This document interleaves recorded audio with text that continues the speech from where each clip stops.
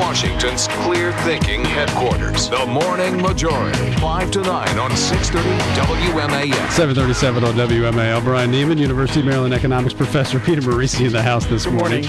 Joined now by Stuart Varney, Fox Business Channel, host of Varney and Company. You can check him out 9:20 this morning.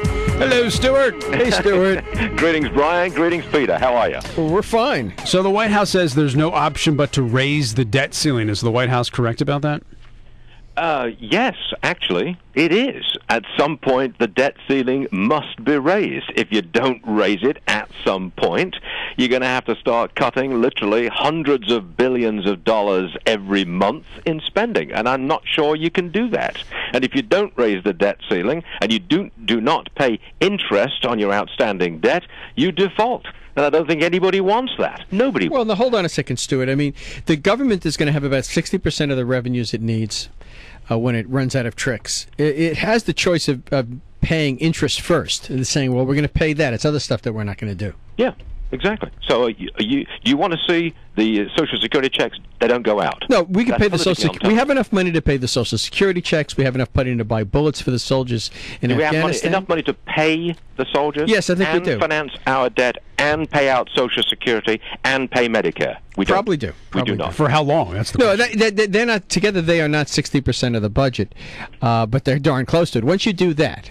So what do you cut? Yeah, everything else. Tell the Congress to bring their own lunch. Well, that's not going to happen now. Of course not. So then the federal employees will get paid, or there's other. You're going to have to cut something, right? If you want to close an entire department, energy, for example, or education, you want to close it down. That takes an act of Congress. You're not going to get that. Well, no, it'll be a state of emergency, and the president will be able to make choices. Yeah, and what do you think would happen to our outstanding debt, the interest on our Treasury securities, as you're facing default? What do you think is going to happen to that? It's not going to be very good. It's not going to be very good. That's when the gold standard comes back. But we're over the debt limit right now. What's the deal going to be? What's the deal going to be? I mean, we're going to raise the debt ceiling. We both know that, Stuart. Yeah. How much in the way of substantive cuts are the Republicans going to get, and how much of this is just going to be an agreement for a process to cut in the future? They're not going to get cuts of sufficient magnitude. Period. It's not going to happen. You and I would love to see $3, $4, $5 billion, $1 trillion worth of cuts in the immediate future. We'd like to see that. Of course we would. We'd like to see entitlements reined in properly. Of course we would. We're probably not going to get it. We may have to settle for $2 trillion worth of cuts spread over a couple of years in return for a $2 trillion increase in the debt ceiling. That's probably the best deal that we can get. You know, I really don't understand why we can't cut more than that, because government spending over 4 years is up $1.1 trillion. And the amount that would have been required to sustain the government because of inflation would be $200 billion. So we have $900 billion in additional permanent spending that the Democrats cooked up when they controlled the Congress. And where's all that money going? I'm with you all the way. And I don't want to be the guy who is arguing in favor of borrowing a ton more money without any accountability. I'm not going to argue in favor of that. But I'm suggesting you've got to face political reality. Mm-hmm. It is politicians making these decisions, not the market. It's politicians.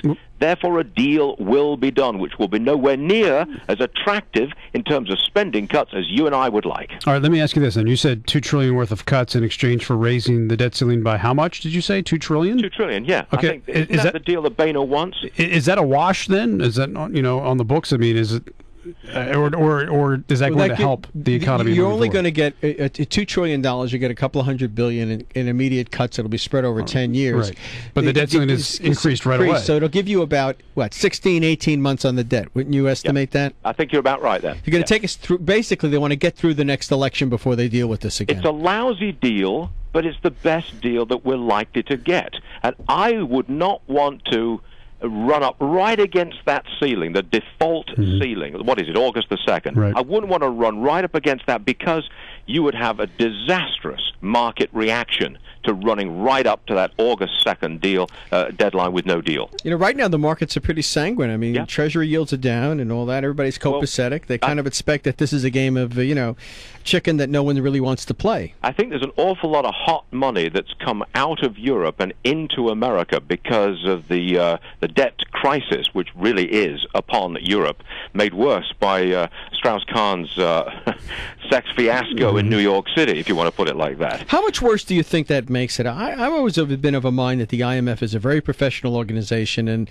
they will carry on. That this is a hiccup for the IMF that they will be able to carry forward with their deputy director at the helm. Well, I'm with you, except that these bailouts, especially of Greece, is not working, and I don't think can work into the future. So somebody's got to take a haircut, and the Strauss-Kahn situation has raised the profile of the whole bailout problem in Europe, and I think those bailouts are becoming untenable and increasingly unpopular.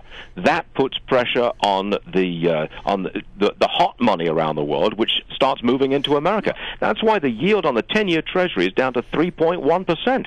That's a historically low level because of this influx of hot money running away from the danger zone of Europe. Well, then that means people believe that the United States is better off than Europe in general. For now. Yeah, at the end of the day, if we don't get a deal here, if we don't rein in Medicare and our entitlement programs, we'll be in exactly the same situation as Europe, not too far down the road. But where will the money go then? What's the alternative? Yeah. If the euro's no good, the dollar's no good, and is a place to keep your money, if that's not the safe haven, what does that leave us with? Gold. That's why francs, gold is so Australian strong. dollars, Hey, Japanese yen. Let me ask you guys this. If we're no longer doing QE2, that is the federal government or the Federal Reserve buying our debt, essentially, then when that goes away, who buys it? Who replaces who replaces Ben Bernanke and the Fed? Yeah, I don't have an answer to your question. Well, I think interest rates will go up quite sharply in this later this summer. I think they will go up some. I don't know that they'll go up sharply, but we'll pay more to borrow the money for sure. The stock market yesterday got a reprieve. Did you get my note yesterday? I sent that around 10 o'clock. I'm sorry, Peter. Yeah, I put out a note outline, yesterday. The market was down. It was down 500 points at that point from May 2, and I said, it's misreading the data, and then it rallied. Do you think that we've seen the worst of this May swoon? I used to be 6'10", but then I started forecasting the stock market. And now I'm 5'8". That was my MBA career. It cuts you down to size trying to forecast the stock market. Yeah. I'm not going to. I tell you what, I'm not going to answer your question because I just don't know. It all depends on how this debt crisis goes. I mean, that's the fly in the ointment here. And I don't know how it's going to work out. I think if you get some kind of a deal, extend the debt ceiling by $2 trillion and agree to cut $2 trillion, I think the market would like that because you just get on with things. Yeah. And I think the market goes up. But if you get close to that August 2nd drop dead deadline, then I think the market heads south because there's enormous nervousness and anxiety comes into the market. All right, Stuart. Great to talk to you as always. We'll talk to you next week, hopefully. Okay, thanks, gentlemen.